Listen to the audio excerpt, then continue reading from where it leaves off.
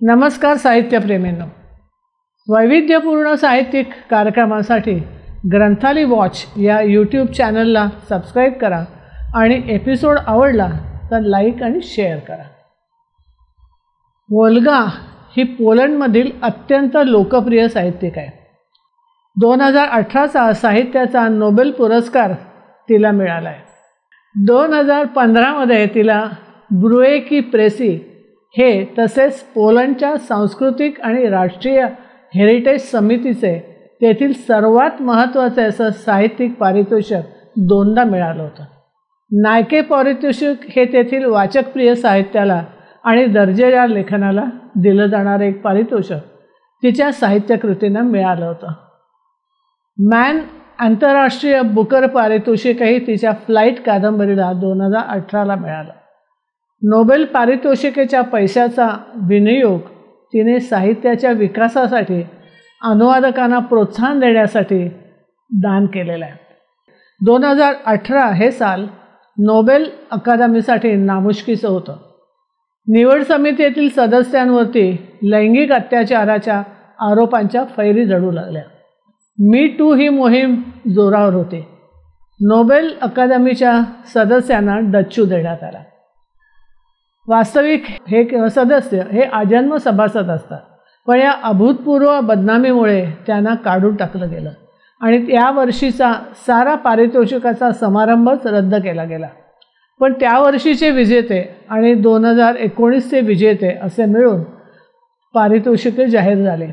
त्यात 2018ची साहित्य पारितोषिकाची मानकरी होती पोलंडची ओल्गा तोकारचुक, एका मध्यमवर्गीय शिक्षक मातापित्यांची कन्या.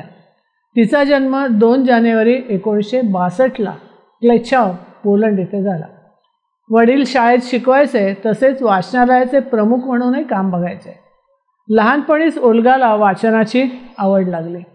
झपाटल्यासारखी ती वाचत असे. तिला खास करून मिथक कथांचं भयंकर आकर्षण होतं. त्याचाच वापर तिने आपल्या मानवी वर्तणुकीचा अभ्यास मांडताना केला आहे. मानसशास्त्र विषय घेऊन तिने वॉर्सा विद्यापीठातून पदवी घेतली.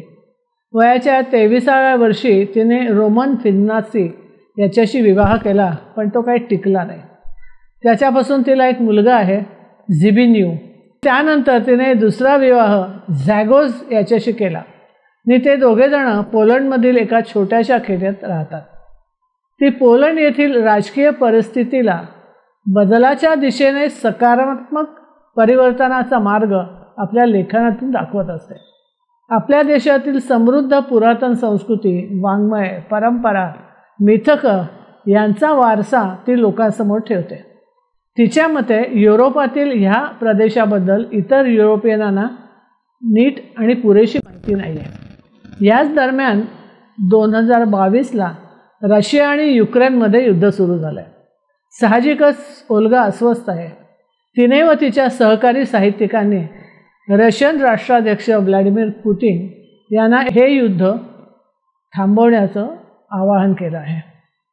पेन या साहित्यकर्मींच्या संघटनेनं म्हटलं आहे की आम्ही सारे जागतिक लेखक आणि लेखिका या युक्रेन विरुद्धच्या अभूतपूर्व हिंसाचाराने भयचकित झालो आहोत.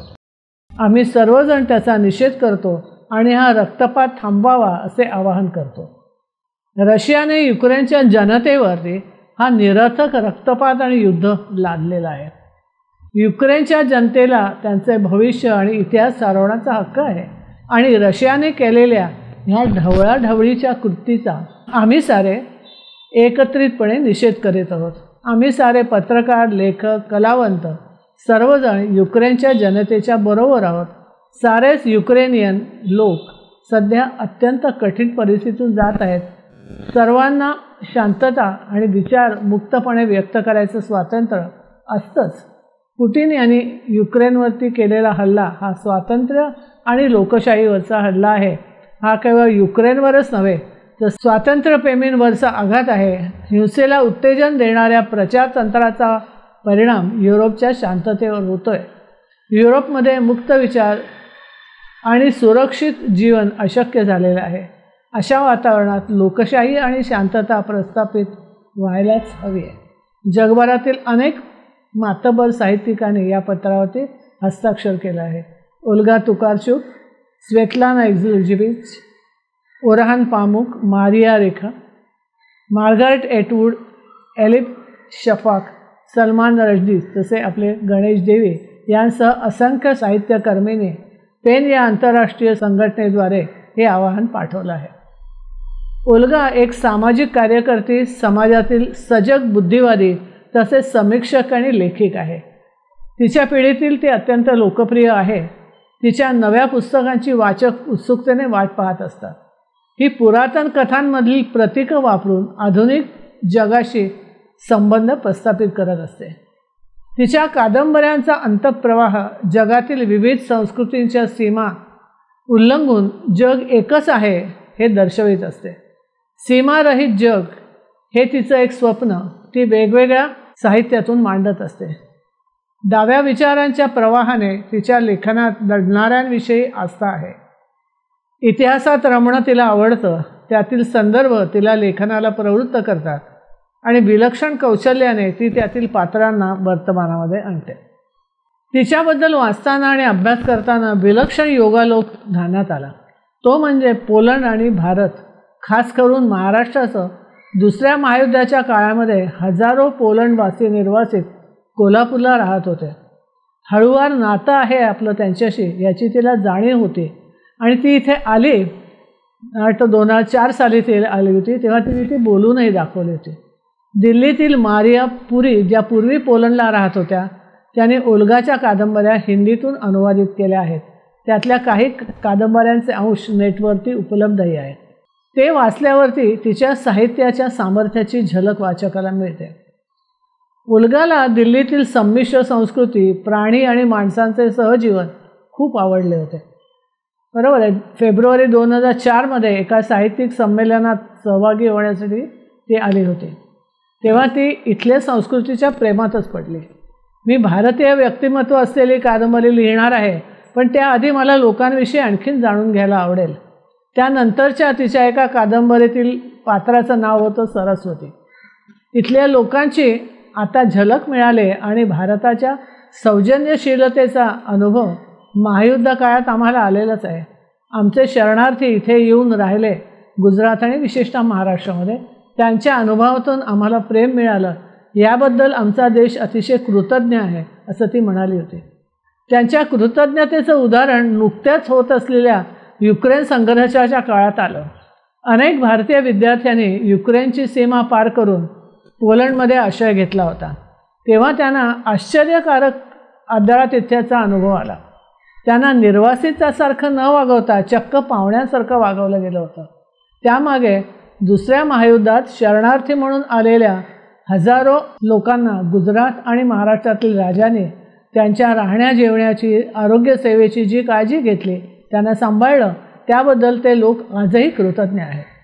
आपल्याकडे कोल्हापुरातील महाराजांनी त्यांच्या संरक्षक जंगलामध्ये 200हून अधिक बराकी उभारल्या होत्या. त्यांच्या सर्व गरजांची उत्तम सोय केली होती. त्यावेळी जी मुलं लहान लहान होती ती आता मोठी होऊन कोल्हापूरच्या आठवणी जागवायला, बालपणीचा तो रम्य काळ जागवायला काही काळापूर्वीच कोल्हापूरला येऊनही गेले होते. आता ते तिथे एक आठवणींचं स्मारक उभारत आहेत. ओल्गा पक्की शाकाहारी आहे. शाकाहाराचे इथले वैविध्यपूर्ण पदार्थ बघून ती तर आश्चर्यचकित झाली होती. सध्याचे पोलिश राजदूत श्री ॲडम बुर्कीव्हस्की हिंदी आणि उर्दूचे अभ्यासक आहेत. ते खूप हिंदी सिनेमे रोज एक तरी बघतातच. त्यांनी सादत हसन मंटोच्या कादंबऱ्या पोलिशमध्ये अनुवादित केल्या आहेत. कॉक्रोव प्रांतातील विद्यापीठात 19व्या शतकात संस्कृत शिकवलं जायचं. इंग्लिशमध्ये ओल्गाचं लेखनाचे अनुवाद झाल्यानंतर ती जगभर पोचली. हे निर्विवाद असलं तरी आपल्या देशामध्ये तिच्या कादंबऱ्या त्याआधीच हिंदीमध्ये अनुवादित झाल्या होत्या हे विशेष. Drive your plough over bones of the dead या कादंबरीचा जगातील प्रतिष्ठेचा मॅन बुकर पारितोषिक मिळायच्या अगोदरच ती हिंदीमध्येही अनुवादित झाली होती. याच काळात तिच्या कवितांचं पुस्तक प्रकाशित झालं आणि लगोलगच तिची 17व्या शतकातील फ्रान्सच्या एका बोधकथेवरील the journey of the people of the book ही प्रसिद्ध झाली. या पहिल्याच पुस्तकानं तिला प्रसिद्धी दिली आणि पैसा दिला. पण त्यावेळेला घरच्या अस्वस्थ वातावरणात तिला कोंडल्यासारखं वाटू लागलं. तिने जिप्सीसारखं फिरायचं ठरवलं. आपल्या 5 वर्षाच्या मुलाला घेऊन ती बाहेर पडली. स्वतःसाठी काही वेळ हवा आहे म्हणून ती आशियातील काही देश, मलेशिया, तैवान इत्यादी ठिकाणी मुक्तपणे हिंडली.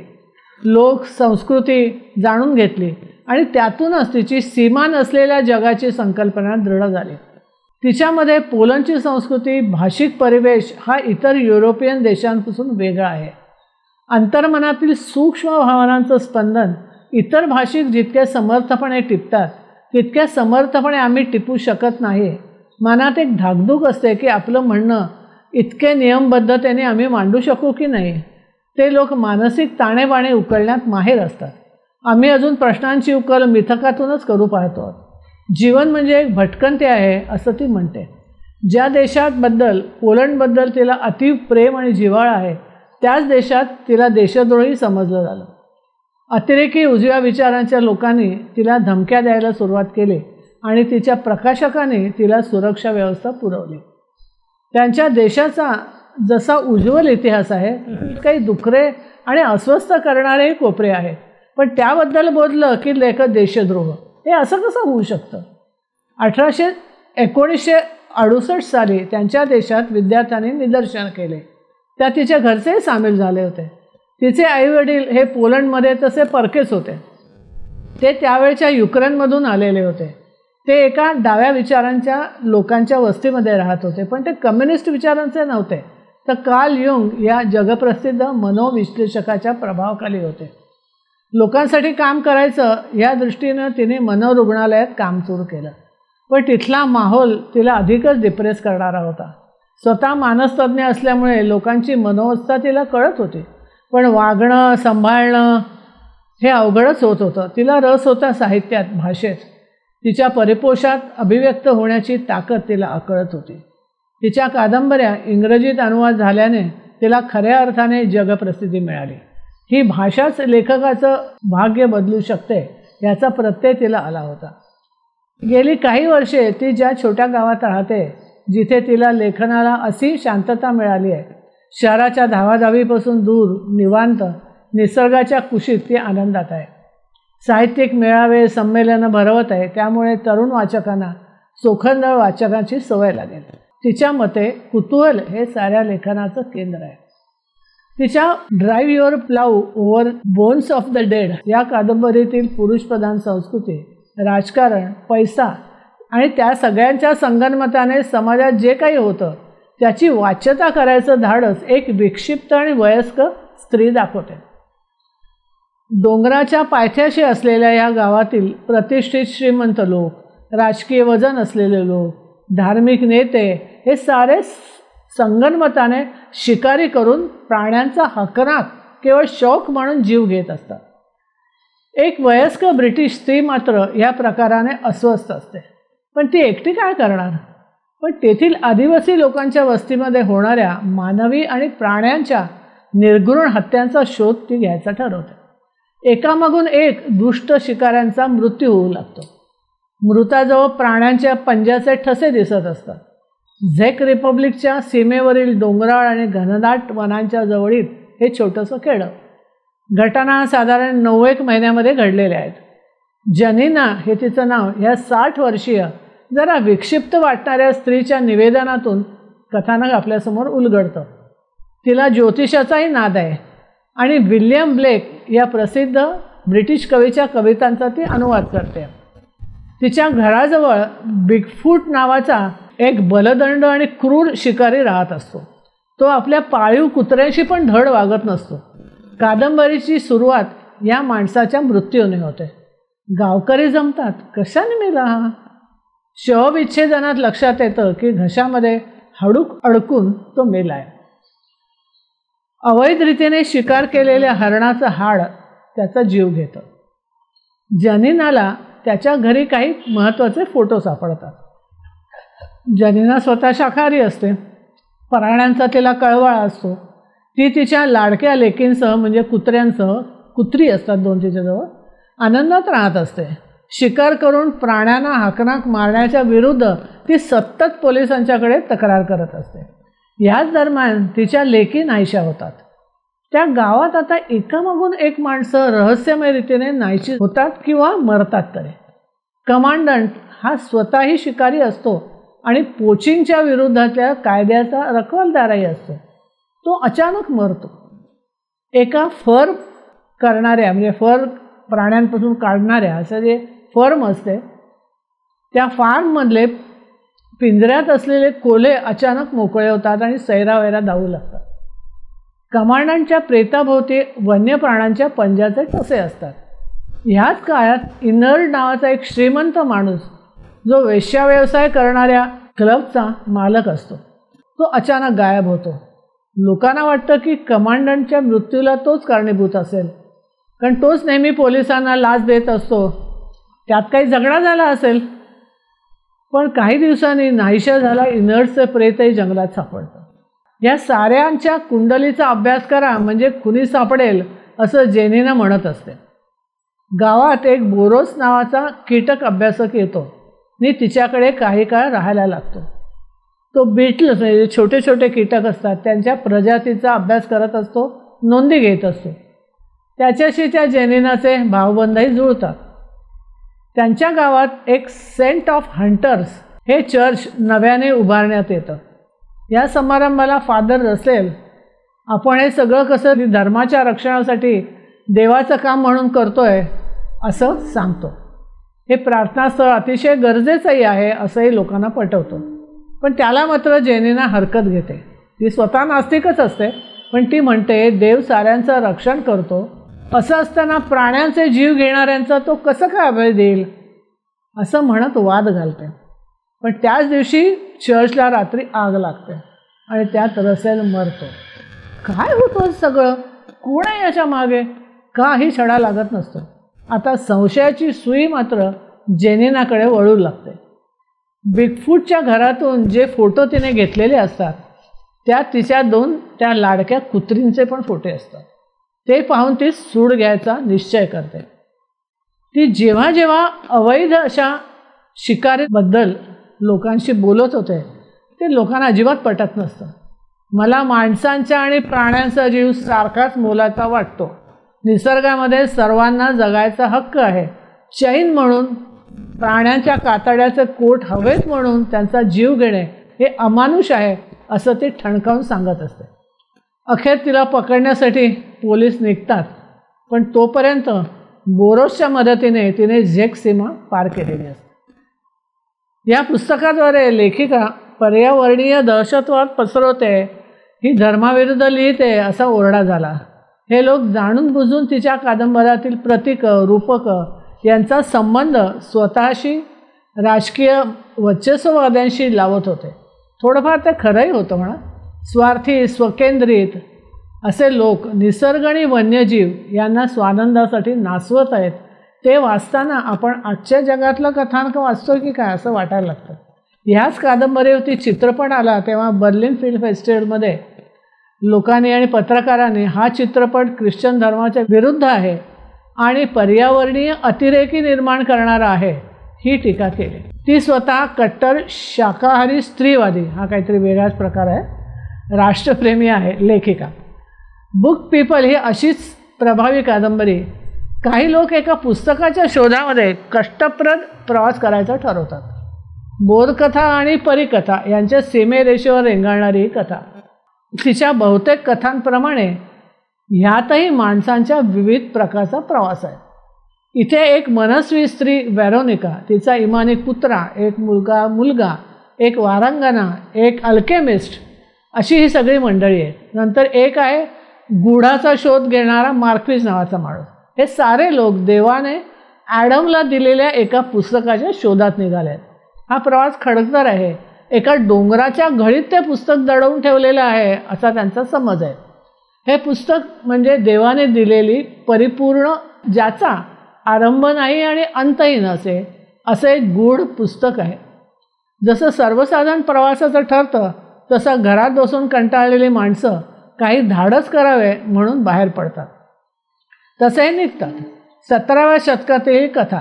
फ्रान्समधून एक गाडी देशभर फिरते. इथे प्रवास हे माणसाच्या जीवनाचं प्रतीक आहे किंवा रूपक आहे. त्यात अनेक स्थानिक कथा, लोककथा, लिजंड्स, दंतकथा यांची सरमिसळ तिने केली आहे. ह्या प्रवासाच्या दरम्यान ह्या मंडळींचे आपापसातले नातेसंबंध बदलत जातात. तेढ, प्रेम, द्वेष, राग, लोभ यातून अनेक लोक परस्परांशी पंगाई घेतात. कुठं प्रेम जिरतं, कुठे राग उफाळतो. पण पुस्तक शोधाच्या एका ध्येयाने पछाडलेले हे लोक फिरत असतात. प्रत्येकाला आपल्या मर्यादांच्या सीमा ओलांडून पलीकडे जायचं असतं. काय आहेत त्यांच्या मर्यादा आणि कसे आहे त्यांच्या पलीकडे जाणार आहेत ते, याविषयीचीच ही कहाणी आहे. फ्लाईट्स ही कादंबरी आहे म्हणावं की नुसत्या नोट्स आहेत म्हणावं काही कळत नाही. कारण परस्पर संबंध नसलेल्या गोष्टींची मोठ तिने बांधली आहे. प्रवास, भटकणे हाच तिचा विषय आहे आणि हाच तिचा फंडा आहे. मरण, भटकंती, विस्थापन हे 21व्या शतकाचं प्राक्तन आहे असं ती म्हणते. अगोदरच्या शतकातील एक जण आपल्याच अवयवांचं विच्छेदन करून ते अभ्यासतोय. एक प्रकारे त्याच्या देहाचा भाग तो अमर करतोय. 18व्या शतकातील एका गुलामाचा पेंडा भरून त्याला दाखवण्यासाठी ठेवलं आहे. चॉपिनचं हृदय त्याच्या बहिणीने जपून वाचायला नेलं आहे. आणि आजच्या घटकेला एक अतिशय छोट्या बेटावरती आलेल्या पर्यटकांच्यापैकी एका पर्यटकाची बायको आणि मुलगा बेपत्ता होतात. आणि केव्हा तरी ते अचानक समोर येऊन उभे राहतात. या एकमेकांशी संबंध नसलेल्या गोष्टी, पण त्यातून लेखिका जीवनातली अनेक सत्य आपल्यासमोर ठेवते. प्रवास, वेगळे अनुभव घेणं हेच खरं जीवन आहे असा तिचा फंडाही आहे. स्थिरावणं म्हणजे गोठणं आहे. सतत भटकण्यातून जीवन सत्य व स्वतःचा शोध ती घेत असते. कम्प्युटरशी एकरूप झालेल्या तरुणाचं यांत्रिक जीवन, ज्यात तो आपले सारे जगणेच हरवत चाललेलं आहे. तो कम्प्युटरवरती गेम तयार करतो, दुसरं जग निर्माण करतो, त्यातील माणसांना घरं देतो, संसार देतो, पण अखेर त्यांना नष्टही करून टाकतो. त्याचं जगच कम्प्युटरचं स्क्रीन झालेलं आहे. तो जणू जगाचा निर्माता झालेला आहे. प्रत्यक्ष जगण्यातही त्याची बुद्धिस्ट पत्नी, बौद्धधर्मीय पत्नी आहे त्याची, पत्नीला तिला जागा करायला तिच्या देहावरती एंटरचं बटन कुठे आहे ते दाबत असतो, शोधत असतो. खरं जग आणि काल्पनिक जग यात तो पुरा गुंतलेला असतो. आता आपण ओल्गा तुकारचुक यांच्या यूट्यूबवर उपलब्ध असलेल्या मुलाखतीचा काही अंश पाहूया.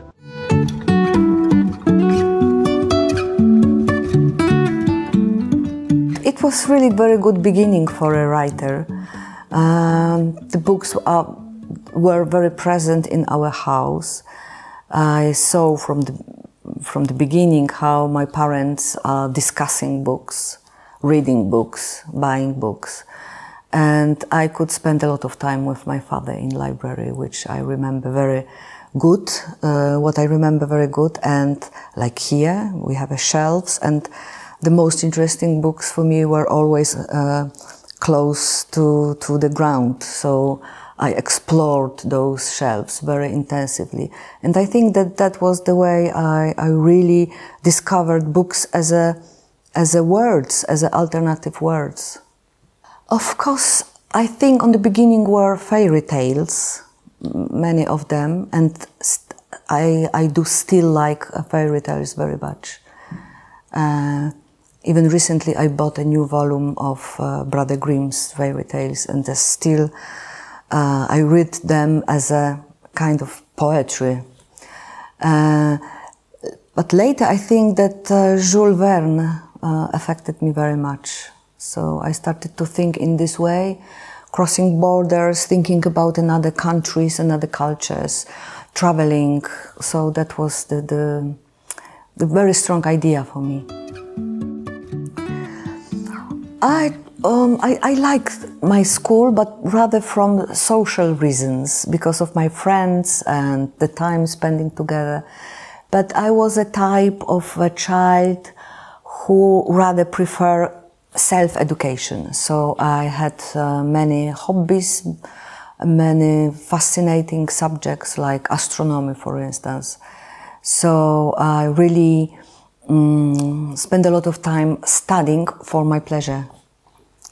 I remember very well my teacher from secondary school. She was a biologist, and she taught us biology, and she opened my eyes for this beautiful aspect of physical existence of every living beings. Of course, as a very young child, I would be actress, like every single girl, I think. But later, I expected that the progress of science will be quicker, I think. And then I expected that it will be possible to be a physician, but the cosmic physician. So I was thinking about my future profession as taking part in a cosmic, oh God, how to say, expedition. So I remember myself dreaming about to be a part of a cosmic expedition and work in science, checking how human body is relating with cosmic space. So it was a very fantastic idea. Of course, I think that I overestimated the time of development of science. Now I can realize that this is the same subject in my books. Thank you for this question. वोल्गाला जेव्हा साहित्याचं Nobel जाहीर झालं तेव्हा कॅक्रॉव या गावानं जाहीर केलं होतं की त्यांच्या गावाभोवती एका अरण्याची लागवड ते करतील आणि त्याला प्रॉव्हिक हे कादंबरीतील गावाचं नाव देतील. ते गावही काल्पनिकच आहे.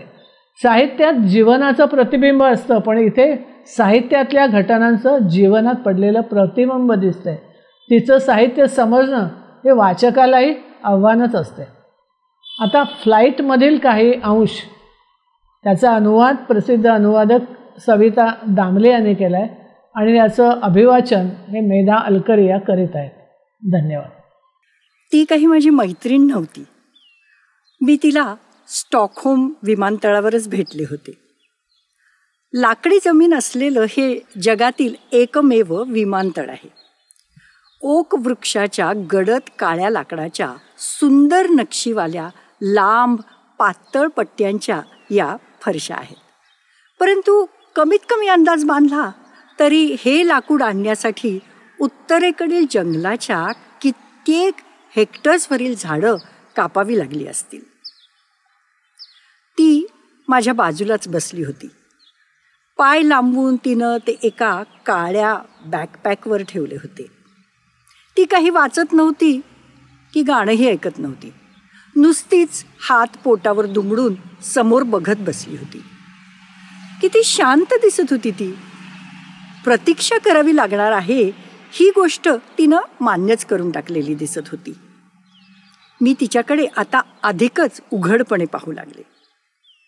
तिची नजर माझ्यावरून वळली आणि खालच्या चकचकीत फरशीकडे गेली. माझ्या मनात आलेलं पहिलं वाक्य मी बोलून टाकलं. एखाद्या विमानतळाची फरशी बांधायला लाकडाचा वापर करणं ही व्यर्थ उधळपट्टीच आहे.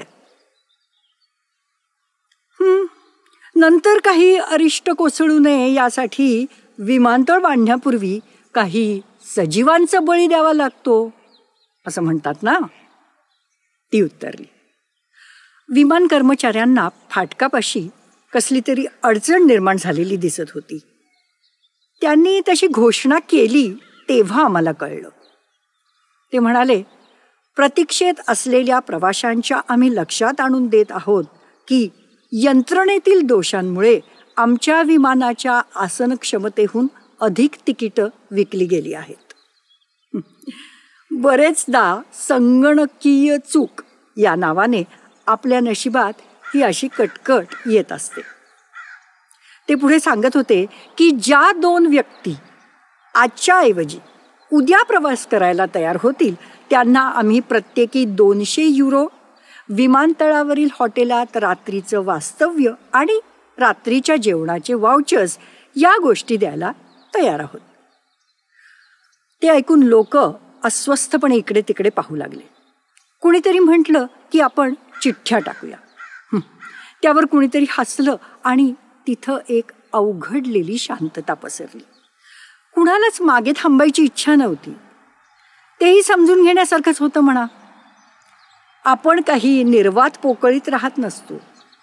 बहुतेक सगळ्यांनाच दुसऱ्या जागी जाऊन कामं करायची होती. कुणाला उद्या दातांच्या डॉक्टरांकडे जायचं होतं, कुणी उद्या मित्रांना जेवायला बोलावलेलं असू शकत होतं. मी माझ्या बुटांकडे नजर लावली. मला तर काहीच घाई नव्हती. विशिष्ट जागेवर विशिष्ट वेळेला असलंच पाहिजे असं काही मी ठरवलेलं नव्हतं. म्हणजे घड्याळच माझ्याकडे बघत होतं, मी घड्याळाकडे बघत नव्हते. शिवाय आयुष्य जगण्याचे वेगवेगळे मार्ग असतात. पण इथं तर हॉटेलमध्ये राहण्याचा पर्याय हेही जणू एक कामच आहे असं दाखवून त्यासाठी पैसे मिळणार होते. त्यामुळे कामाला एक वेगळाच कोन प्राप्त होत होता. कदाचित हा भविष्यकाळातील रोजगार होता. जणू बेकार असणं आणि अति जास्तीचं उत्पादन करणं या गोष्टींपासून बचाव करण्यासाठी हा मार्ग योग्य ठरत होता. म्हणजे रांगेतून बाजूला व्हा आणि बदल्यात एखाद्या हॉटेलमध्ये राहून सकाळच्या वेळेस मस्त कॉफी पीत बुफे ब्रेकफास्ट घ्या. स्मोर्गास बोर्ड म्हणजे स्वीडिश पद्धतीच्या सँडविचसह तिथं ठेवलेल्या वेगवेगळ्या योगर्ट्सचाही आस्वाद घ्या. चांगली कल्पना आहे की ही, का करू नये तसं? मी उठले आणि त्या अस्वस्थपणे वाट बघणाऱ्या विमान कर्मचाऱ्यांकडे गेले. माझ्या बाजूला बसलेली ती स्त्रीही उठून माझ्या मागोमाग तिथं आली. का करू नये ती म्हणाली. दुर्दैवानं आमच्या बॅगा मात्र या आधीच्याच विमानातून पुढे जाणार होत्या. मग एका रिकाम्या बसने आम्हाला हॉटेलात नेऊन सोडलं. तिथे आम्हाला बाजूबाजूच्या आरामदायक खोल्या दिल्या गेल्या. उघडून बाहेर काढून ठेवण्यासारखं सामान आमच्याकडे नव्हतंच. केवळ एक टूथब्रश होता आणि आतले कपडे, म्हणजे अगदी अत्यावश्यक अशाच गोष्टी होत्या. त्या व्यतिरिक्त माझ्याकडे मात्र चेहऱ्याला लावायचं क्रीम, एक खूपच उत्सुकता वाढवणारं भलं मोठं पुस्तक आणि एक वही होती. त्या बाईचं वर्णन लिहून काढायला वेळही मिळणार होता. ती उंच होती, शरीर बांधेसूद होतं, रुंद नितंब, नाजूक हात आणि दाट कुरळ्या केसांचा पोनीटेल. पण बांधलेले असूनही तिचे केस विस्कटलेलेच होते. चंदेरी प्रभावळ पसरावी तसे ते तिच्या डोक्यामागे पसरले होते. केस पूर्ण पांढरे असले तरी चेहरा मात्र तरुण तजेलदार होता. त्यावर बारीक बारीक वांगही दिसत होतं. ती नक्कीच स्वीडिश असणार. स्वीडिश स्त्रिया सहसा केस रंगवत नाही. मग आम्ही दोघींनी ठरवलं की संध्याकाळी आपण खालच्या मजल्यावरील बारमध्ये भेटायचं. त्याआधी मस्त आंघोळ करून टी व्हीवरील वेगवेगळे चॅनल्स बघायचे. आम्ही बारमध्ये पोहोचल्यावर व्हाईट वाईन मागवली. मग सुरुवातीचे सौजन्यपूर्ण संभाषण झाल्यावर आणि प्रवासी सहसा विचारतात ते मुख्य प्रश्न विचारून झाल्यावर आम्ही अधिक महत्त्वाच्या विषयांवर गेलो. मी तिला माझ्या दीर्घ आणि वेगवेगळी वळणं घेणाऱ्या प्रवासांबद्दल सांगून संभाषणाची सुरुवात तर केली, परंतु बोलता बोलता मला जाणवलं की ती केवळ उपचार म्हणून माझं बोलणं ऐकत आहे. त्यामुळे माझ्या बोलण्यातला उत्साह मंदावला. मला वाटलं की तिच्याकडे माझ्याहून रंजक कहाणी असेल, म्हणून मग मी माझं बोलणं आवर्त घेतलं आणि तिला मैदान मोकळं करून दिलं. ती सांगू लागली की ती पुरावे गोळा करायला बाहेर पडली आहे आणि त्यासाठी तिला युरोपियन युनियनकडून चक्क आर्थिक अनुदानही मिळालं आहे. पण तरीही ते प्रवासासाठी काही पुरेसं नसल्यानं तिनं वडिलांकडून पैसे उसने घेतले आहेत. हल्लीच तिचे वडील वारले होते हेही तिने बोलता बोलता सांगितलं. बोलताना तिनं तिच्या कपाळावरची केसांची छोटीशी चंदेरी बट बाजूला सारली. ती वयाने 45हून जास्त नसावी असा अंदाज मी तोवर बांधला होता. मग आम्ही विमान कंपनीनं दिलेली वाउचर वापरून सॅलड्स मागवली. ती वाउचर वापरून आम्ही फक्त निश्वास सॅलडच मागवू शकत होतो. बोलता बोलता तिला डोळे बारीक करायची सवय होती. त्यामुळे तिच्या शब्दांना एक उपरोधिक छटा प्राप्त होत होती. त्यामुळेच ती गंभीरपणे बोलतेय की चेष्टा करते हे ठरवण्यातच माझी सुरुवातीची काही मिनिटं गेली होती. ती म्हणत होती की प्रथम दृष्टिक्षेपात हे जग किती वेगळेपणानं भरलंय असं वाटतं. तुम्ही जिथे जिथे जाता तिथे वेगवेगळे लोक, वेगवेगळ्या संस्कृती दिसतात. स्थानिक प्रथा आणि वेगवेगळं साहित्य वापरून बांधलेली शहरं दिसतात. वेगवेगळी छतं, वेगवेगळ्या खिडक्या, वेगवेगळी अंगणंही दिसतात. बोलता बोलता तिनं काट्यानं फेटाचीज उचललं आणि ते वर हवेत धरून वर्तुळं काढल्याची कृती केली. पण या विविधतेमुळे मुळीच भारावून जाऊ नये. ते सगळं कृत्रिम वरवरचं असतं. निव्वळ धुळफेक असते ती. प्रत्यक्षात सगळीकडे सारखंच असतं. म्हणजे प्राण्यांच्या बाबतीत बघितलं, आपण त्यांच्याशी कसे वागतो ते बघितलं तर ते सगळीकडे सारखंच आहे असं जाणवतं. अगदी शांतपणे एखादं भाषण आपल्याला पाठच असावं त्या प्रकारे ती तिचं म्हणणं स्पष्ट करून सांगू लागली. तळपत्या उन्हात पाण्यासाठी कुत्रे साखळीला झटके देऊ लागतात. ही कुत्र्यांची पिल्लं साखळीने एवढी घट्ट बांधलेली असतात की 2 महिन्यांची झाली तरी त्यांना नीट चालताही येत नाही.